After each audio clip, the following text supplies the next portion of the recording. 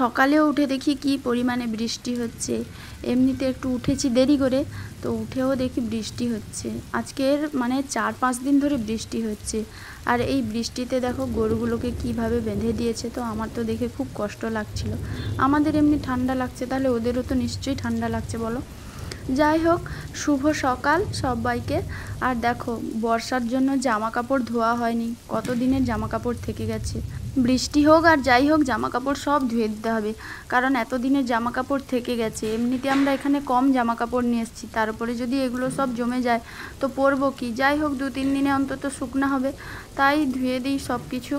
তো আর আজকের তো ভাবছি একটু ঘর ঝাড়া পোছা করব, কারণ বাড়িতে থাকলে এই দুর্গাপূজার সময় আমরা সব সময় ঘরে মানে পুরো নতুনভাবে সব কিছু শুরু করার চেষ্টা করি, মানে চারদিক ঝাড়া মোছা সব কিছু পরিষ্কার করার চেষ্টা করি। তো এখন এখানেও ভাবছি, কারণ ভাড়া বাড়ি হোক আর যাই হোক একটু মুছবো পরিষ্কার করব।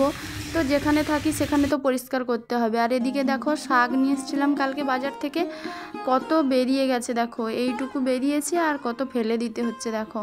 শাক নিয়ে এলে এরকমই সমস্যা, আবার শাক না হলে খেতেও ভালো লাগে না। তো যাই হোক, যেটা বলছিলাম যে এই পরিষ্কারের কথা, ঘর বাড়ি পরিষ্কারের কথা, তো দুর্গাপূজাতে আমরা বাড়ি চলে যাব অবশ্য, তবুও এখানে আছি, তো যেখানে আছি সেখানে তো পরিষ্কার করা লাগবে। আর দেখো, এইখানটার অবস্থা এত খারাপ হয়েছিল, কারণ আমাদের তো কৌটো কিছুই নেই, তো সব তো পলিথিনে রাখতে হয়, তার জন্য দেখো এরকম বেশি খারাপ অবস্থা। তো আমি আজকের পরিষ্কার করব ভেবেছি, তাই সকাল সকাল কোনো কিছু না ভেবে পরিষ্কার করা শুরু করে দিয়েছি। আর ওদিকে তো আনাজ কেটে নিয়েছিলাম বলতে তেমন কিছু হবে না, ওই শাক তরকারি আর সয়াবিনের ঝোল। আর আমরা বাড়ি চলে যাব বলে তেমন একটা বাজারও করিনি। আর তো যাই হোক, এই পরিষ্কার করতে করতে ভাতও ওইদিকে বসিয়ে দিয়েছি, রান্নাটাও এদিকে হবে আর এদিকে পরিষ্কার ঝাড়পোছও হবে।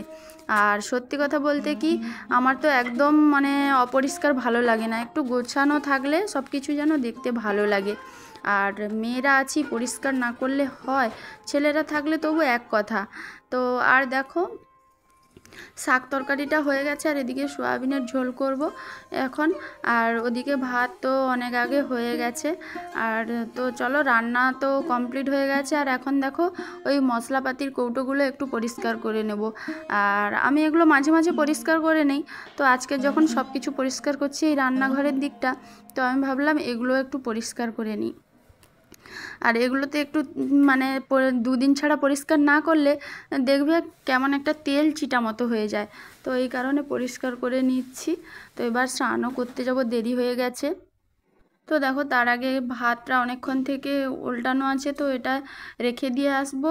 আর এই জায়গাটাও একটু পরিষ্কার করতে হবে, তো তার জন্য যেখানে খাওয়া হয়, তো আমরা তো রুমের ভিতরে খাই, কারণ ওখানেই একটা ফ্যান আছে, তো ওখানেই এই জন্য খাওয়া দাওয়া করি। তারপরে এখানে দেখো, বাথরুমে যাওয়া আসা তো এই সামনে দিয়ে, এখানে বসে খেতে কেমন একটা লাগবে, তো রুমটা পরিষ্কার, তো ওখানেই খাই।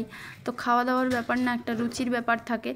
আর তো দেখো, এইগুলো এবারে পরিষ্কার করে নেব একটু, কারণ পুরোটা যখন করলাম তো এইটুকু আর বাকি থাকে কেন, একটু মুছে নেব। পরিষ্কার বলতে এটা তো প্রায় পরিষ্কার করি, তো একটু মুছে নেব। তো আমার আবার সব কিছু গোছানো দেখতে ভালো লাগে। তো যাই হোক, দেখো মশলাপাতিগুলো সব মুছে নিয়েছিলাম, তো এখন ওইখানে রেখে দেব। তো এবারেই স্নান করতে যাব, তো চলো। তো অনেক সময় পরে তোমাদের সঙ্গে গল্প করতে এলাম। সেই দুপুরে কখন রান্না করছিলাম, ঘর মুছছিলাম, পরিষ্কার করছিলাম, তারপরে তো আর তোমাদের সঙ্গে আসাই হয়নি আর কোনো কিছু শেয়ারও করা হয়নি। তো একটু ব্যস্তও ছিলাম, আর কী কারণে ব্যস্ত ছিলাম সেটা তোমরা কালকের ব্লগে জানতে পারবে। আর আমাকে দেখো, এই যে কুর্তি পরে আছি, কারণ 3টে নাইটি নিয়ে এসেছিলাম, এত বৃষ্টি হচ্ছে তো শুকনা হয়নি।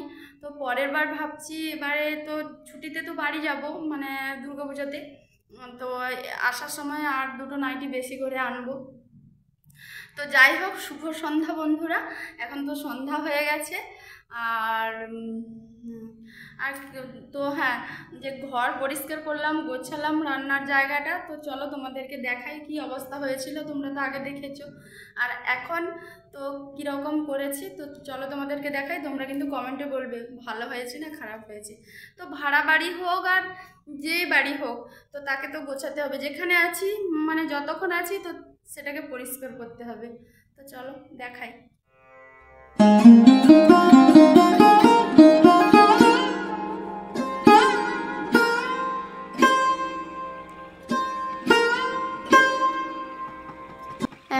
জামাকাপড় শুকনা হয়নি, আর এখনও বৃষ্টি সেই সমানে হয়ে যাচ্ছে। আর সন্ধ্যার সময় আমি একটু মুড়ি চানাচুর নিয়ে নিয়েছি, খেয়ে নেব। এর সঙ্গে একটু চা হলে ভালো হতো, কিন্তু চার তো কোনো সাজ সরঞ্জাম নেই। তবে শীত পড়ছে, এবারে চা করার জন্য সব কিছু ব্যবস্থা করতে হবে। আর গরমকালে আমি এমনিতে চা খাই না, ঠান্ডা পড়লে একটু আধটু মানে লিকার চা খাই। তো এটা পরের দিন সকালের ভিডিও। তো এই খাটটা আমরা নিয়েছি, আর এতদিন তো নিচে ঘুমালাম, এবারে একটু খাটে ঘুমাবো, তো মনে মনে আনন্দ হচ্ছে। আর কি বলো তো, আরও অনেক কিছু জিনিস এনেছি, তো সেটা তোমাদের পরের ব্লগে শেয়ার করব। তো পুরোটা শেয়ার করা সম্ভব হয়নি, একটু শেয়ার করলাম। আর কালকের এইগুলো আনতে যা কষ্ট হয়েছে কি বলবো, এমনিতে বৃষ্টি হচ্ছে, তার উপরে রাস্তা খারাপ, তো খুব কষ্টে এগুলো এনেছি। আরও দুজন ভাইকে বলে মানে ও ধরে সব কিছু নিয়ে এসেছি। তো যাই হোক, তারা করে দিয়েছে। তো সব কিছু একদম ঠিকঠাকভাবে আমাদের রুমে পৌঁছে গেছে। আর তো যাই হোক বন্ধুরা, আজকের ভিডিওটা এই পর্যন্তই। আবার পরের ব্লগে তোমাদের সঙ্গে দেখা হবে। তো আরও কি কি জিনিস নিয়ে এসেছি, তো পরের ব্লগে তোমাদের সঙ্গে শেয়ার করার ইচ্ছা আছে। তো এখন চলো এই পর্যন্ত, সবাই ভালো থাকো, সুস্থ থাকো ভগবানের ইচ্ছায়। তো চলো।